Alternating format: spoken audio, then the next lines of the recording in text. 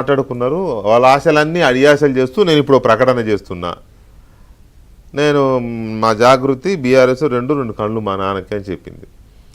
అంటే ఏంటి, వాళ్ళ నాన్న కోసం పెట్టినట్టే కదా, తన ఉనికి కోసము, తన అస్తిత్వం కోసము, లేకపోతే తనకేదో నష్టం జరుగుతున్నది దానికోసం కాదని అనుకోవాల్సి వస్తుంది కదా. ఇప్పుడు అది వింటేనైతే అంతే అనిపిస్తుందా? వింటే అనిపిస్తుంది, కానీ దాని ఉద్దేశం వేరుందండి. పేరు తండ్రిది, ఊరు తనది అన్నట్టు. అంటే తన ఐడెంటిటీ క్రైసిస్లో ఉంది కాబట్టి ఒకవేళ అవసరమైతే దూరమయ్యే పరిస్థితి వచ్చినప్పుడు నాది నాకు, నా స్ట్రెంత్ అని నాకు ఉండాలి అనే దాంట్లో మళ్ళీ భారత్ జాగృతి, తెలంగాణ జాగృతి, భారత్ జాగృతి అయింది. అదందరం మనం విన్నాం. మళ్ళీ ఇప్పుడు తెలంగాణ జాగృతి అయింది. ఆ కమిటీలు ఎప్పుడు క్లోజ్ అవుతాయో, ఎప్పుడు ఓపెన్ అవుతాయో ఇంకా కవితకే తెలుసు ఆ విషయము. మరి కేటీఆర్ యూఎస్లో ఉన్నాడు, కేటీఆర్ వచ్చేంతవరకు ఆగొచ్చు. హరీష్ రావు ఉన్నాడు సీనియర్, ఆగొచ్చు. అన్నిటికంటే ముఖ్యంగా ఈరోజు తను తీసుకున్న నిర్ణయం ఏదైతే జూన్ 4 మహాధర్నా కేసీఆర్ గారి కోసం చేస్తా అన్నదో, మరి కేసీఆర్ గారికి కనీసము ఇన్ఫర్మేషన్ ఉందా లేదా, ఆయన ఓకే అన్నారా అనలేదా, ఈవెన్ ఫామ్ హౌస్కి వెళ్ళి చెప్పుకోకున్నా కూడా, ఇట్లా లేఖలు పంపించకున్నా కూడా కనీసం ఫోన్లోనైనా చెప్పొచ్చు. మరి ఆ ఫోన్లో కూడా చెప్పిందా లేదా తెలియదు. తన సెల్ఫ్ డెసిషన్. మరి ఇప్పుడు మీ చిన్నయనే కదా, అవునండి, మీ కుటుంబమే కదా అందరూ మీకు. అవునండి.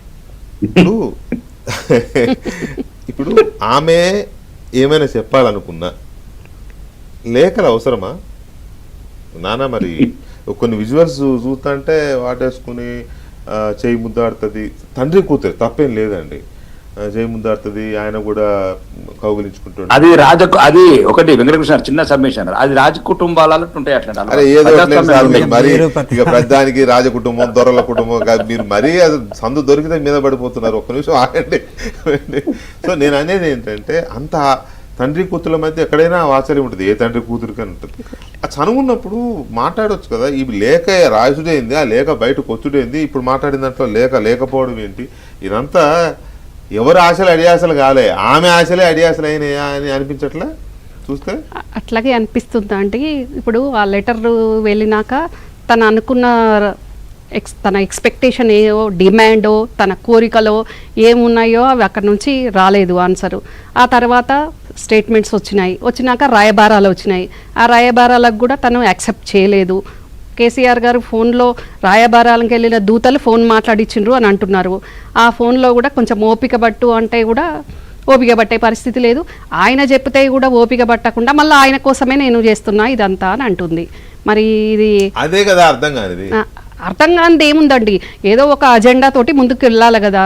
ఖాళీ కూర్చోకుండా కేటీఆర్ వచ్చేసరికి నేనే ముందు ఉండాలి. ఇక్కడ ఒకటేనండి వెరీ క్లియర్గా వెంకటకృష్ణ గారు, ఇక్కడ అధికారం కోసం ఆరాటం, ఆధిపత్య పోరాటం. దయ్యాల సంగతి ఏంటి?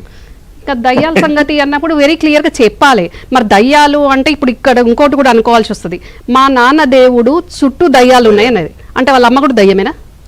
మరి అమ్మా నాన్న దేవుడు అనలే కదండి. మరి అక్కడ అమ్మా నాన్న దేవుడు అనలేదు, అక్కడ నాన్న దేవుడు అని స్పెసిఫిక్ గా చెప్పింది, మా నాన్న దేవుడు అని. ఇప్పుడు ఎట్లయితే కేసీఆర్ గారు బీఆర్ఎస్ ఆగు తమ్ముడు, నువ్వు మాట్లాడినా సరే నేను